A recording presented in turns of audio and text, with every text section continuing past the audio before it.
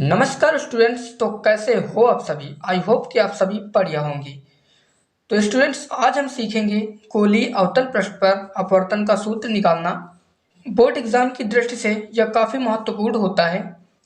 यह हमारी board exam में 5 नंबर का पूछा जाता है। तो इसके पहले वीडियो में हमने आप लोगों को प्रिज्म के अपवर्तनांक का सूत्र निकालना बताया था। तो अगर आप लोगों ने अभी तक उसे नहीं देखा है तो वीडियो का लिंक वीडियो के डिस्क्रिप्शन में मिल जाएगा, या फिर आप लोगों को इस वीडियो के अंत में एंड स्क्रीन पर भी मिल जाएगा। तो वीडियो काफ़ी इंपॉर्टेंट होने वाला है, इसलिए वीडियो को अंत तक जरूर से जरूर देखिएगा। तो चलते हैं, हम फटाफट से वीडियो को स्टार्ट करते हैं। तो बच्चों, सूत्र निकालने से पहले आप लोगों को उसके फिगर के बारे में जानना जरूरी होता है। तो अगर आप लोगों को फिगर ही समझ में नहीं आएगा तो आप लोग उसका सूत्र कैसे निकाल पाओगे? तो इसलिए हम आज सबसे पहले आप लोगों को इसका फिगर बनाना बताते हैं। तो सबसे पहले हम यहाँ पर एक अवतल पृष्ठ बनाते हैं। हमने यहाँ पर एक अवतल पृष्ठ बना लिया है कुछ इस प्रकार से। उसके बाद हम यहाँ पर एक समतल पृष्ठ भी बनाएंगे जहाँ पर हमारी वस्तु रखी जाएगी। ठीक है, तो हम यहाँ पर एक समतल पृष्ठ बना दिया है। अब यहाँ पर इसका पृष्ठ जो होगा, इस पृष्ठ का जो वक्रता केंद्र होगा वो C होता है। तो हमने यहाँ पर एक वक्रता केंद्र का पृष्ठ C बना दिया और यहाँ पर P हो गया है। ठीक है, और ये जो वक्रता केंद्र है यहाँ से हम एक अभिलंब को खींचेंगे। तो अभिलंब को हम यहाँ पर खींच देते हैं और यहाँ पर हम एक वस्तु के रखेंगे।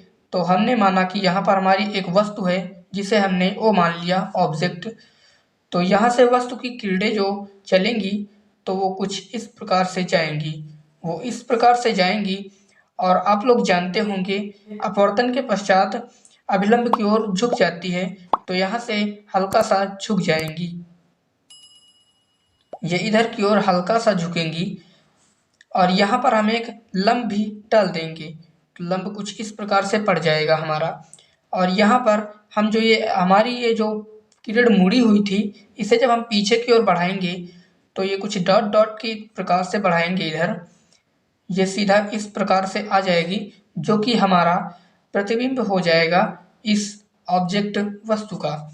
ठीक है, और यहाँ पर जो ये जो हमारा लंब है इसको हम मान लेते हैं ये M, और इसका नाम दे देते हैं N। और ये जो इस लंब की लंबाई है इसे हम H नाम दे देते हैं। और यहाँ पर हमारा I हो जाएगा और यहाँ पर हमारा R हो जाएगा। तो यहाँ पर हम अभी 3 कोणों को बनाएंगे।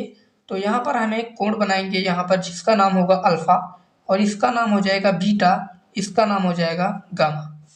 तो अभी हम इनके मानों को भी पीछे रखेंगे। तो यहाँ पर आप लोग जानते होंगे कि वस्तु से लेंस तक की दूरी को हम U कहते हैं। तो यहाँ पर हमारा U हो जाएगा। और ये जो हमारी प्रतिबिंब से लेंस तक की दूरी होती है उसे हम V नेम देते हैं, इसे हम V से प्रदर्शित कर देते हैं। और ये जो हमारी C से P तक की दूरी होती है इसे हम R से प्रदर्शित करते हैं, इसे आप लोगों को पता होगा। तो यहाँ पर हम इस प्रकार से प्रदर्शित कर देंगे। तो ये इस प्रकार से इसका फिगर बनेगा। तो आई होप आप लोग को फिगर अच्छे से समझ में आया होगा। तो अभी हम चलते हैं अपने सूत्र का निगमन करने की ओर। तो सबसे पहले हम यहाँ पर लिखेंगे त्रिभुज OCN में। तो हम यहाँ पर लिखेंगे त्रिभुज OCN में। त्रिभुज OCN में देखिएगा हमारा कोण अल्फा, और ये हमारा I, और ये आ जाएगा गामा। अब बहिष्कोण की परिभाषा से यहाँ पर हमारा निकलेगा। तो बहिष्कोण की परिभाषा आप लोग जानते होंगे। तो यहाँ पर आप लोग देखेंगे कि अल्फा प्लस I बराबर गामा हो जाएगा। तो यहाँ पर हम I का मान निकालेंगे। तो I बराबर ये उधर पक्षांतर करके ले जाएंगे तो गामा माइनस अल्फा हो जाएगा, जिसे हम समीकरण 1। और दूसरा देखेंगे तो हम त्रिभुज I और NC में देखेंगे। त्रिभुज INC में देखेंगे तो हमारा बीटा कोण बनेगा यहाँ पर, बीटा प्लस R और बराबर में गामा। तो हम देखेंगे यहाँ पर बीटा प्लस में R बराबर में गामा। जब हम इधर R का मान निकालेंगे तो हमारा हो जाएगा गामा माइनस में बीटा। जिसका नाम हम तो दे देंगे समीकरण। तो इतना करने के बाद हम लिखेंगे यहाँ पर स्नेल के नियम अनुसार। तो स्नेल के नियमानुसार हम लिखेंगे यहाँ पर स्नेल के नियमानुसार। स्नेल के नियमानुसार हम यहाँ पर लिखेंगे, तो यहाँ पर होता है साइन आई अपान में साइन आर बराबर में n2 अपान में n1। तो आप लोग जानते होंगे कि ये हमारा स्नेल का नियम होता है। तो हम यहाँ पर लिखेंगे कि यदि पृष्ठ का व्यास छोटा हो, यदि पृष्ठ का व्यास छोटा हो तो क्या हो जाएगा कि साइन आई बराबर हमारा आई हो जाएगा और साइन आर बराबर हमारा आर हो जाएगा। तो हम यहाँ पर कुछ इस प्रकार से हमारा सूत्र यहाँ पर बन जाएगा, देखिएगा। सॉरी, साइन नहीं होगा, हमारा हो जाएगा आई अपान में आर और बराबर में n2 अपान में n1। ये कुछ इस प्रकार से हमारा सूत्र यहाँ पर बन जाएगा। तो अभी हम यहाँ पर इसी सूत्र में i और r के मानों को रख देंगे। तो हम यहाँ पर रखेंगे मान। तो पहले हम यहाँ पर लिख लेते हैं i अपान में r बराबर n2 अपान में n1। तो यहाँ पर देखिएगा i का हमारा मान था और गामा माइनस अल्फ़ा, तो हम यहाँ पर रख देंगे गामा माइनस में अल्फ़ा अपान में गामा माइनस में बीटा बराबर में n2 अपान में n1। जब यहाँ पर हम इसे इस प्रकार से गुणा करेंगे, त्रिया गुणा हम यहाँ पर कर देंगे इसे, तो यहाँ पर हमारा हो जाएगा गामा माइनस में अल्फ़ा इंटू में n1 और बराबर में गामा माइनस में बीटा इंटू में n2। ठीक है, तो यहाँ पर इसे हम अंदर गुणा करेंगे, दोनों के अंदर हम गुणा कर देंगे तो n1। तो यहाँ पर हमारा बन जाएगा गामा n1 माइनस में अल्फ़ा n1 बराबर में गामा n2 माइनस में बीटा n2। ये कुछ इस प्रकार से हमारा यहाँ पर बन जाएगा। तो अभी हम यहाँ पर गामा और गामा को कॉमन ले लेते हैं। यहाँ पर गामा हमारा कॉमन में आ रहा है, तो हम यहाँ पर गामा को कॉमन लेंगे और यहाँ पर n2 और माइनस में n1 हमारा बन जाएगा। तो यहाँ पर n1 माइनस में n2 ब्रैकेट में आ जाएगा और बराबर में अल्फ़ा n1 माइनस में बीटा n2 बाहर ही रहेगा। तो ये हमारा समीकरण 3 मान लेंगे इसे। तो इतना करने के बाद हम यहाँ पर अल्फ़ा, बीटा और गामा के मानों को निकालेंगे। तो पहले हम यहाँ पर लिखेंगे कि हमने यहाँ पर पहले ही बताया था कि यदि पृष्ठ का व्यास छोटा हो तो ये साइन आई बराबर आई हो जाता है।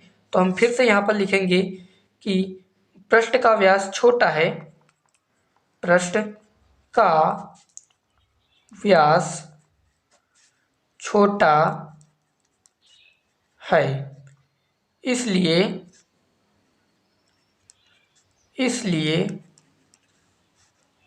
इसलिए अल्फ़ा कामा बीटा और कामा गामा बराबर 10 आ जाएगा।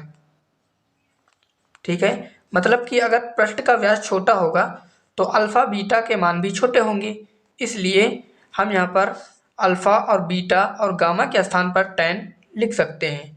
ठीक है, तो हम यहाँ पर ऐसे कुछ लिखेंगे, अल्फ़ा बराबर 10 अल्फ़ा और बीटा में लिखेंगे बीटा बराबर 10 बीटा और गामा लिखेंगे 10 गामा।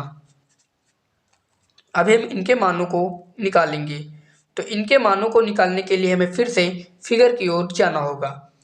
तो अभी आप लोगों को मालूम होगा कि tan का हमारा एक सूत्र होता है जो कि होता है लंब बटे आधार। तो उसी के आधार पर हम यहाँ पर निकालेंगे इनके मानों को। तो यहाँ पर आप लोग देखेंगे कि सबसे पहले हम यहाँ पर अल्फ़ा के मान को निकालेंगे। तो यहाँ पर अल्फ़ा का मान हमारा ओ एम और एन की ओर जाएगा, कुछ इस प्रकार का कोण हमारा यहाँ पर बनेगा। तो यहाँ पर हमारा जो एम एन का मान है वो तो एच है, मतलब कि लंब का जो मान होगा वो तो एच है हमारा, तो हम यहाँ पर एच लगा देंगे। तो हम यहाँ पर एच लगाएंगे और अपान में यहाँ पर जो आधार का मान होगा वो हमारा u है। देखिएगा ये हमारा ऑब्जेक्ट से यहाँ तक की दूरी को u कहते हैं, इसलिए यहाँ पर u हो जाएगा। क्योंकि ये अवतल पृष्ठ है इसलिए माइनस का हो जाएगा। और दूसरे में हम देखेंगे कि यहाँ पर हमारे लंब का मान तो सभी में सेम ही आएगा लगभग, मतलब कि सभी में h हमारा आएगा कॉमन में। तो यहाँ पर दूसरे में हमारा देखिएगा कि ये भी हमारा इसके लंब का मान तो h है, लेकिन यहाँ पर जो आधार का मान है उसे हम v कहते हैं, क्योंकि I से लेंस तक की दूरी को v कहा जाता है। तो यहाँ पर हम v लिखेंगे, लेकिन ये भी माइनस का होगा।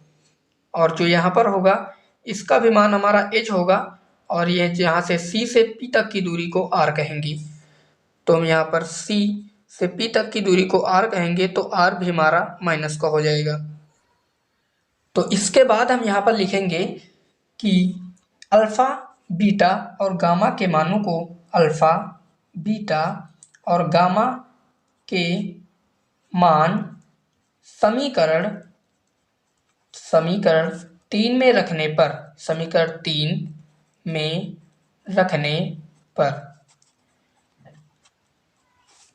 तो समीकरण 3 में हम इसे लिखेंगे।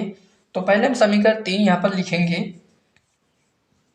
समीकरण 3 है हमारा गामा ब्रैकेट में n1 माइनस में n2 और बराबर में अल्फ़ा n1 माइनस में बीटा n2।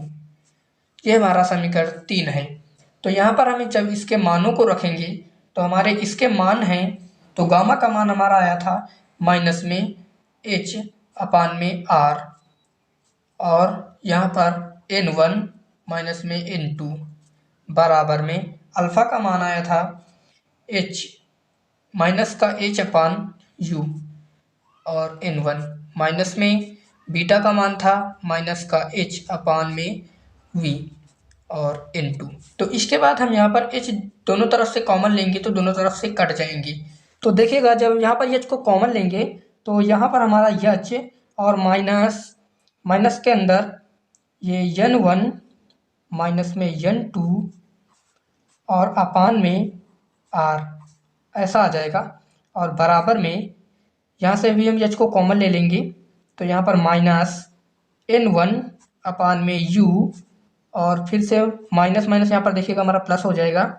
तो यहाँ पर हमारा हो जाएगा n2 अपान में v, और यहाँ पर इसका h कॉमन। तो अभी यहाँ पर हम h को काट देंगे तो हमारा h कैंसिल हो जाएगा, और यहाँ पर देखिएगा कि हमारा बचा है माइनस का n1 माइनस n2 अपान में r, और बराबर माइनस का n1 अपान में u प्लस n2 अपान में v। ये हमारा इस प्रकार से बचा हुआ है। तो अभी हम यहाँ पर भी माइनस को कॉमन ले लेंगे दोनों तरफ से। तो यहाँ पर हमारा माइनस था, तो यहाँ से माइनस को हम कॉमन करके लाएंगे तो यहाँ पर हमारा प्लस का हो जाएगा, प्लस का n1 माइनस में n2 अपान में r, और बराबर में यहाँ पर भी हमारा प्लस का हो जाएगा, तो n1 अपान में u, और यहाँ पर हमारा प्लस था तो जब हम कॉमन करके ले जाएंगे तो यहाँ पर हमारा माइनस का हो जाएगा, माइनस का n2 अपान में v। ठीक है, तो यही हमारा गोलीय अपवर्तन पृष्ठ का सूत्र है। और कुछ इस प्रकार से ना पूछकर एग्जाम में दूसरी भी प्रकार से पूछ लिया जाता है, तो उसके भी बारे में मैं आपको बता देता हूँ। तो यहाँ पर जब n को कॉमन लेंगे तो आप लोग देखेंगे कि n कॉमन हो जाएगा, तो यहाँ पर बच जाएगा 1 माइनस में n अपान में r, और बराबर में यहाँ पर बचेगा 1 और माइनस में n2 अपान में हम u और यहाँ पर v। ये कुछ इस प्रकार से आएगा और n हमारा कॉमन में आ जाएगा। तो यहाँ पर n n कट जाएगा। तो यहाँ पर हमारा जो फाइनली सूत्र हमारा बचेगा वो 1 माइनस n अपान में r बराबर में 1 अपान u माइनस में n अपान में v, ये हमारा फाइनली सूत्र बचेगा। तो अगर आप लोगों को वीडियो पसंद आया है तो वीडियो को लाइक कर देना और चैनल पर पहली बार हो तो चैनल को भी सब्सक्राइब कर देना। तो मिलते हैं किसी ऐसे ही नेक्स्ट वीडियो में। धन्यवाद।